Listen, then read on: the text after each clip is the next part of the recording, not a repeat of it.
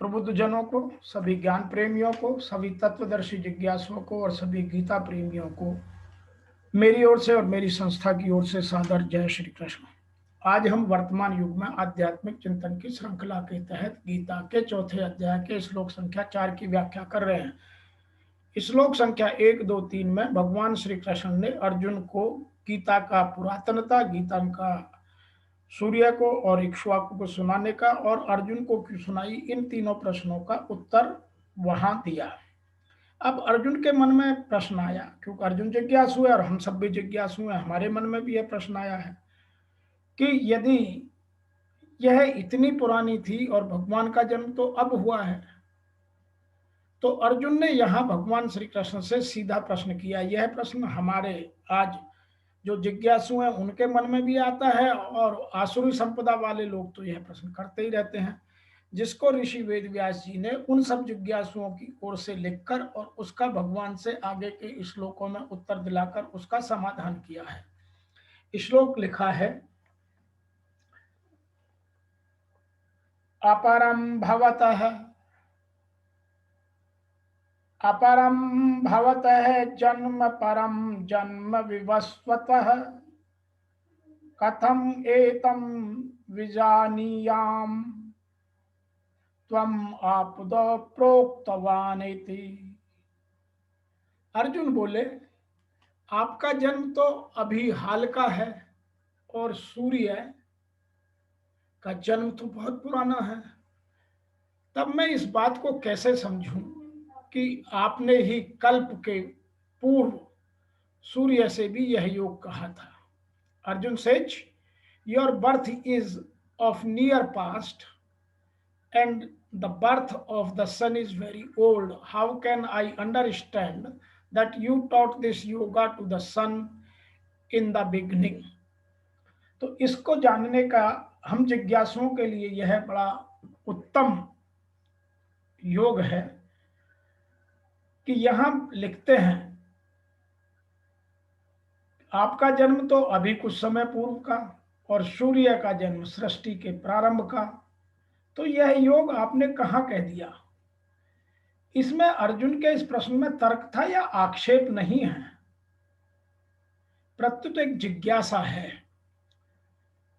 अर्जुन के इस प्रश्न में तर्क या आक्षेप नहीं है, वस्तुतः एक जिज्ञासा है।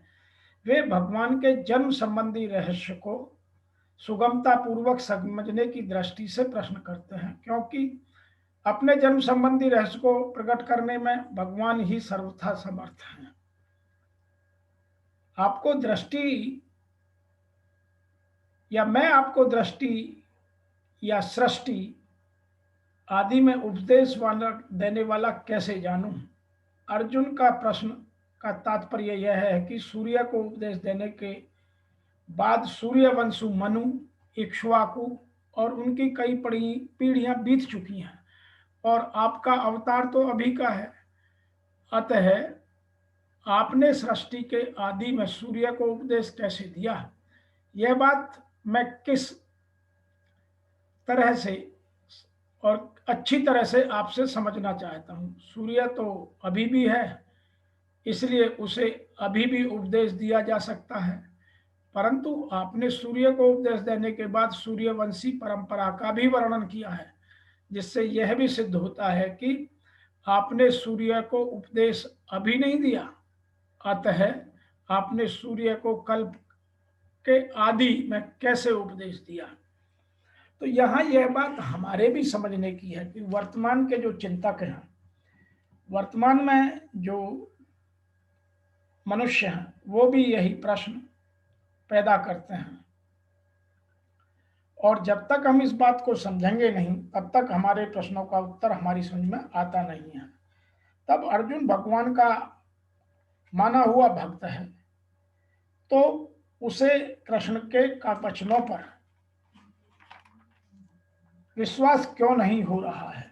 तथ्य यह है कि अर्जुन यह जिज्ञासा अपने लिए नहीं कर रहा है, अपितु वह यह जिज्ञासा उन सब के लिए कर रहा है जो भगवान में विश्वास नहीं करते हैं, अथवा उन असुरों के लिए कर रहा है जिन्हें यह विचार पसंद नहीं है कि कृष्ण को भगवान माना जाए।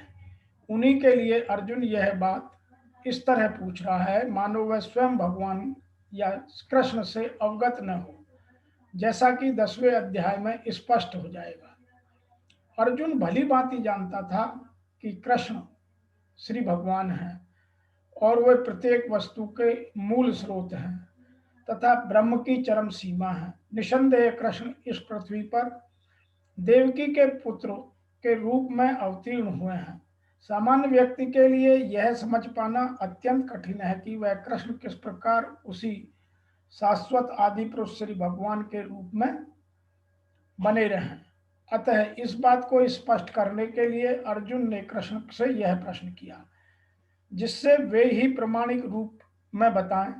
कृष्ण परम प्रमाण है तथा तथ्य आज ही नहीं अनंत काल से सारे विश्व द्वारा स्वीकार किया जाता रहा है। केवल असुर ही इसे अस्वीकार करते हैं। जो भी हो, चूंकि कृष्ण सर्व स्वीकृत परम प्रमाण है, अतः अर्जुन उन्हीं से प्रश्न करता है जिससे कृष्ण स्वयं बताएं। और असुर तथा उनके अनुयायी जिस भांति अपने लिए तोड़ मरोड़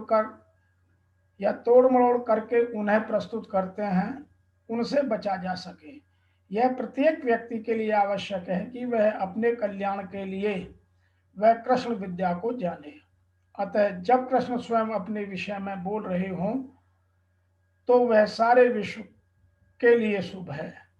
कृष्ण द्वारा की गई ऐसी व्याख्याएं असुरों को भले ही विचित्र लगें, क्योंकि वे अपने दृष्टिकोण से कृष्ण का अध्ययन करते हैं, किंतु जो भक्त हैं वे साक्षात कृष्ण द्वारा उच्चारित वचनों को हृदय से स्वागत करते हुए अपने जीवन में आचरण करने का प्रयास करते हैं। भक्तगण कृष्ण को ऐसे प्रामाणिक वचनों को सदा पूजा करेंगे, क्योंकि वे लोग उनके विषय में अधिकाधिक जानने के लिए उत्सुक रहते हैं।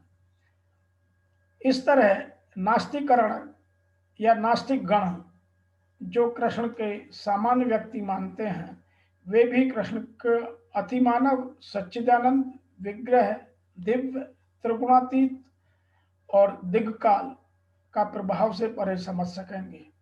अर्जुन को कोटि के श्री कृष्ण भक्त को भी श्री कृष्ण के दिव्य स्वरूप के विषय में कोई भ्रम नहीं हो सकता।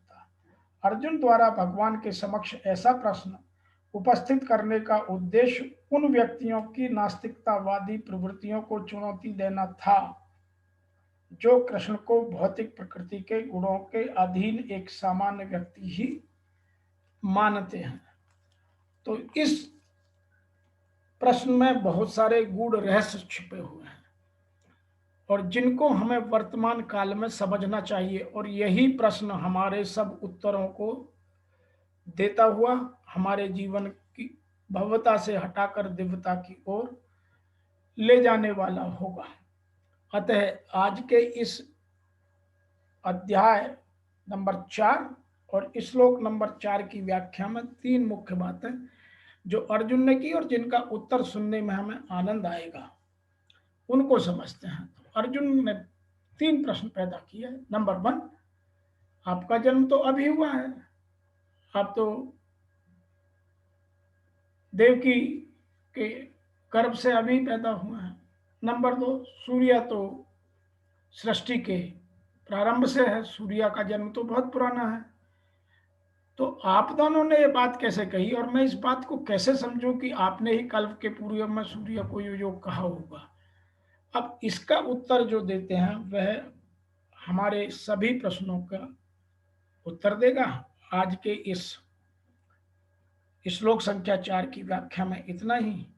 फिर आपसे शीघ्र मिलते हैं भगवान श्री कृष्ण के उत्तर के साथ।